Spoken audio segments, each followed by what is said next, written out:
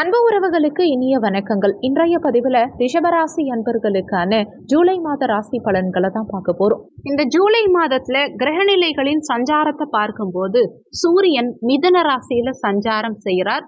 வரும் ஜூலை 16ஆம் தேதியிலிருந்து கடக ராசியில சஞ்சாரம் செய்ய இருக்கார். செவ்வாய் பகவான் மேஷ ராசியில சஞ்சாரம் செய்கிறார். ஜூலை 12ஆம் தேதிக்கு பிறகு ரிஷபமனைக்கு பயிற்சியாக இருக்கார். புதன் கடக ராசியில சஞ்சாரம் செய்கிறார். ஜூலை 19ஆம் தேதிக்கு பிறகு சிம்ம ராசியில சஞ்சாரம் செய்ய இருக்கார். குரு பகவான் ரிஷப ராசியிலையும் சுக்கிரன் மிதுன ராசியில சஞ்சாரம் செய்கிறார். ஜூலை 7ஆம் தேதிக்கு பிறகு கடக ராசிக்கு பயிற்சியாக இருக்கார். சனி பகவான் கும்பராசியில வக்ரகதியில சஞ்சாரம் செய்கிறார் மாதம் முழுவதுமே. ராகு பகவான் மீன ராசியிலையும் கேது பகவான் கன்னிராசியிலையும் சஞ்சாரம் செய்யறாங்க.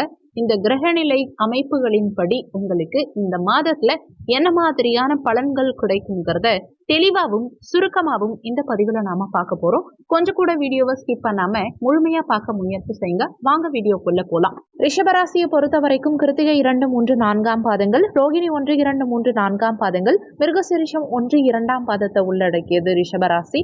ரிஷபராசிக்கு அதிபதி சுக்கிர பகவான். வீடியோல சொல்லக்கூடிய பலன்கள் ஆண் பெண் இருபாலருக்கும் பொருந்தக்கூடிய பலன்கள்.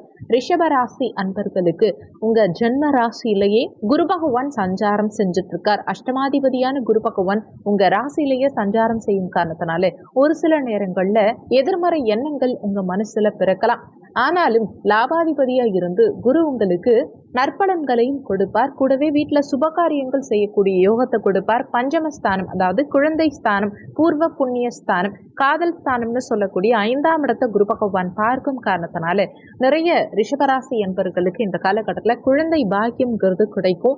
காதலில் வெற்றி கிடைக்கும். ஒரு சிலருக்கு காதல் திருமணம் செய்யக்கூடிய யோகத்தையும் கொடுக்கும். ஏன்னா களத்திர ஸ்தானத்தையும் குரு பகவான் இங்கிருந்து பார்க்கிறார். அதனால திருமண பாக்கியமும் கைகூடி வரும். ஏற்கனவே திருமணமாகி 2ஆம் திருமணத்துக்காக காத்துக்கிட்டு இருக்கவங்களுக்கும் இந்த காலகட்டத்துல திருமண ஏற்பாடுகள் நடந்தேறும். அதே மாதிரி பாக்கியஸ்தானத்தை குரு பகவான் பார்க்கும் காரணத்தினால சகல பாக்கியங்களையும் அனுபவிக்கக்கூடிய யோகத்தை இந்த காலகட்டத்துல ரிஷபராசி அன்பர்கள் பெறுவீங்க.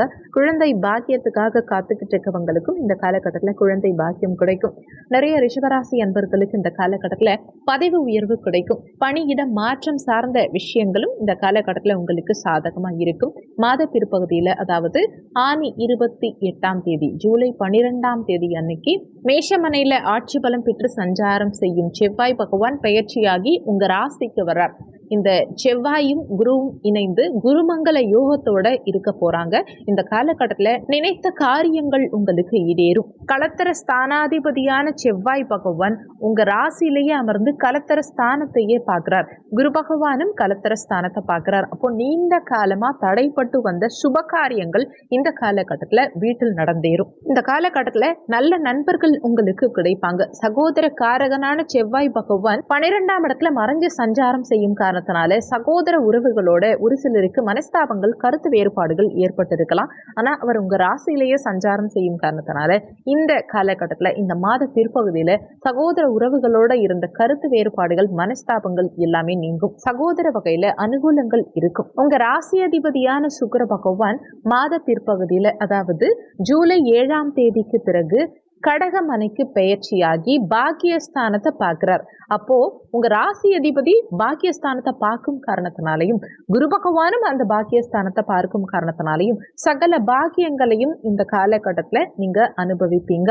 கடந்த காலகட்டங்கள்ல எந்தெந்த விஷயங்கள்லாம் நீங்க பாக்கியம் நினைச்சீங்களோ, அந்தந்த விஷயங்கள் உங்களுக்கு கிடைக்காம இருந்ததோ அனைத்து விஷயங்களும் இந்த காலகட்டத்துல உங்களுக்கு சாதகமாகும். தந்தை வழியில அனுகூலங்கள் இருக்கும். குடும்பத்துக்கு தேவையான பொருட்களை வாங்கி மகிழக்கூடிய அமைப்பு, தந்தையுடைய சொத்து கைக்கு வந்து சேரக்கூடிய அமைப்பு, இதெல்லாம் இந்த காலகட்டத்துல உங்களுக்கு சிறப்பாக இருக்கும். சுகஸ்தானாதிபதியான சூரிய பகவான் இப்போ லாபஸ்தானமான 11ஆம் பாவகத்துல சுக்கிரனோட சேர்க்கை பெற்றிருக்கார். சுகபோக காரகனான சுக்கிரனோட சுகஸ்தானாதிபதி சூரியன் இணைந்திருக்கும் இந்த காலகட்டத்துல சுகபோகங்களை பெருக்கக்கூடிய யோகம் உங்களுக்கு கிடைக்கும். அசையும் அசையா சொத்து வாங்கறதுக்கு உண்டான அமைப்புகளை ஏற்படுத்தி கொடுக்கும். நீண்ட காலமா வண்டி வாகனங்கள் வாங்கணும், வீடு கட்டணும், இடம் வாங்கணும்னு ஆசைப்பட்டுட்டு இருந்த ரிஷபராசி அன்பர்களுக்கு இந்த காலகட்டத்தில் உங்க ஆசைகள் பூர்த்தியாகும். வீடு கட்டுறதுக்கு உண்டான யோகம் மிக சிறப்பா இருக்கும். மாத பிற்பகுதியில ரியல் எஸ்டேட் சார்ந்த விஷயங்கள் உங்களுக்கு சாதகமான நிலையில இருக்கும். நீண்ட காலமா விற்பனை ஆகாத இடம், பூமி, மனை இதெல்லாம் விற்பனை ஆகக்கூடிய அமைப்பு மாத பிற்பகுதியில, அதாவது ஜூலை 17ஆம் தேதிக்கு பிறகு இருக்கும். பிசினஸ் பண்றவங்களுக்கு இந்த காலகட்டத்தில் புதிய ஒப்பந்தங்கள் கிடைக்கும். கடன் சார்ந்த விஷயங்கள்ல மட்டும் இந்த காலகட்டத்தில் கொஞ்சம் கவனமா இருந்துக்கோங்க. பெரிய அளவுல கடன் வாங்க வேண்டாம். கடனை வளர்க்கும்ங்கிறத மனசுல வச்சுக்கோங்க. ஏன்னா 6க்குரியவனான சுக்கிர பகவான் முயற்சி ஸ்தானமான 3ஆம் இடம் சந்திரனுடைய வீட்டுல சஞ்சாரம் செய்யறார். மாத பிற்பகுதியில பகை வீட்டுல சுக்கிரன் சஞ்சாரம் செய்யும் காரணத்தினால கடன் சார்ந்த விஷயங்கள்ல கொஞ்சம் கவனமா இருந்துக்கோங்க. முயற்சி ஸ்தானம் 3ஆம் இடம் கையெழுத்து சார்ந்த பாவகம் இந்த 3ஆம் இடம். அங்க போய் 6ஆம் இடத்து அதிபதி ருண ரோக சத்ரு ஸ்தானாதிபதி, கடன் நோய் எதிர்ப்பு பகையை குறிக்கக்கூடிய ஸ்தானாதிபதி 3ஆம் இடத்துல வந்தமரும் காரணத்தினால மாத பிற்பகுதியில யாருக்கும் ஜாமீன் கையெழுத்து போடாதீங்க.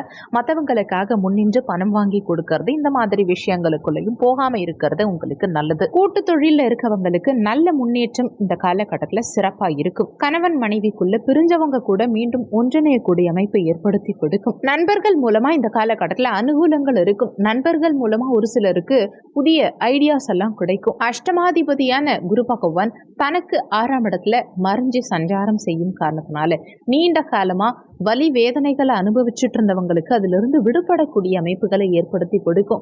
நீண்ட கால வழக்குகள், நிலுவையில இருந்த வழக்குகள் எல்லாம் இந்த காலகட்டத்தில் ஒரு முடிவுக்கு வரும். சனி பகவானும் வக்ரகதியில சஞ்சாரம் செய்யும் இந்த காலகட்டத்தில் வழக்கு சார்ந்த விஷயங்கள்ல ஒரு நல்ல தீர்வு கிடைக்கும். பாக்கியாதிபதி தொழில் ஸ்தானத்துல வக்ரகதியில சஞ்சாரம் செய்யும் இந்த காலகட்டத்தில் சகல பாக்கியங்களையும் அனுபவிப்பீங்க. வெளிநாடு, வெளியூர், வெளி மாநிலம் செல்லக்கூடிய யோகத்தை இந்த காலகட்டம் ஏற்படுத்தி கொடுக்கும். நிறைய பயணங்கள் மேற்கொள்ளக்கூடிய அமைப்புகளையும் பயணங்களால அனுகூலங்கள் காணக்கூடிய அமைப்புகளையும் ஏற்படுத்தும். பாக்கியஸ்தானத்தை ஏற்கனவே குரு பகவானும் பார்க்கும் காரணத்தினால பாக்கியஸ்தானம் இந்த மாதம் முழுவதுமே பலமாவே இருக்கு. போதனை பண்ற தொழில், பேச்சு சார்ந்த தொழில், அடுத்தவங்களுக்கு ஐடியாஸ் கொடுக்கிற மாதிரியான தொழில் சேரவங்களுக்கெல்லாம் இந்த காலகட்டத்தில் நல்ல முன்னேற்றம் இருக்கும். அறிவு சார்ந்த தொழில் செய்யறவங்களுக்கு, தன்னுடைய அறிவை வச்சு புத்தியை வச்சு செய்யக்கூடிய தொழில் பார்க்கறவங்களுக்கு இந்த காலகட்டத்தில் நல்ல முன்னேற்றம் நிச்சயம் இருக்கும். ஒரு சிலர் புனித யாத்திரைகள் சென்று வருவீங்க. ஒரு சிலர் வெளிநாடு சுற்றுலா பயணங்கள் மேற்கொள்வீங்க. தொழில் ஸ்தானத்துல சனி பகவான் கடந்த காலகட்டங்கள்ல உங்களுக்கு தொழில் வகையில கொடுத்த தடங்கல்கள் இந்த காலகட்டத்தில் நீங்கும். ஏன்னா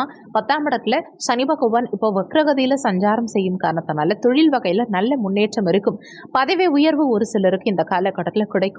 உங்க உழைப்புக்கேற்ற ஊதியம் இந்த காலகட்டத்தில் கிடைக்கும். உங்க உழைப்புக்கு அங்கீகாரம் கிடைக்கும். உபஜயஸ்தானமான 11ஆம் பாவகத்துல லாபஸ்தானத்துல குரு பகவானுடைய வீட்டுல ராகு சஞ்சாரம் செய்யும் இந்த காலகட்டத்தில் அனைத்து விதத்திலையும் உங்களுக்கு நல்லது நடக்கும்.